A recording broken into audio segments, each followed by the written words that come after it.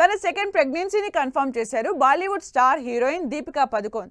దీంతో తన upcoming projects మరింత డిలే అయ్యే ఛాన్స్ ఉందనే దానిపై చర్చ జరుగుతోంది.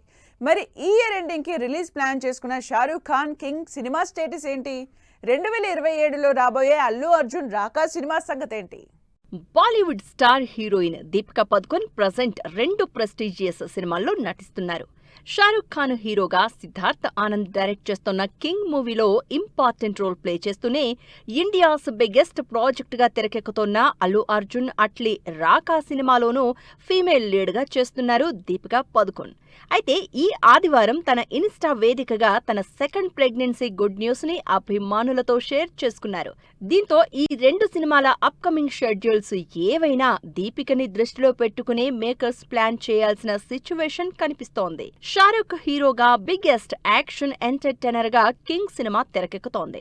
ఈ ఇయర్ ఎండింగ్ కి సినిమా రిలీజ్ ప్లాన్ చేసిన మేకర్స్ డిసెంబర్ 24 విడుదల తేదీని కూడా అఫీషియల్ గా ప్రకటించారు.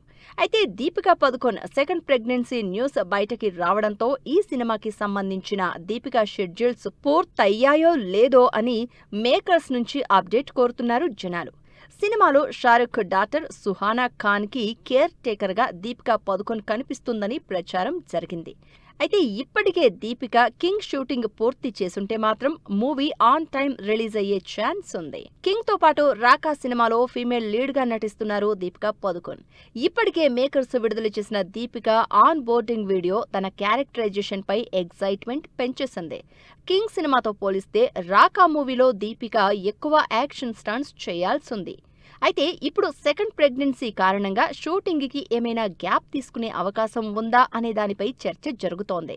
ఈ కారణంగానే అవుట్డోర్ లొకేషన్స్ షూటింగ్స్ లేకుండా కేవలం సెట్లోనే షూటింగ్ చేస్తున్నట్లు న్యూస్ కూడా వినిపిస్తోంది. మొత్తంగా కింగ్ రాకా మేకర్స్ కొత్త షెడ్యూల్స్ ఏం ప్లాన్ చేసినా దీపికా పదుకొన్ని దృష్టిలో ఉంచుకుని చేయాల్సిందే అంటున్నారు ఆడియన్స్.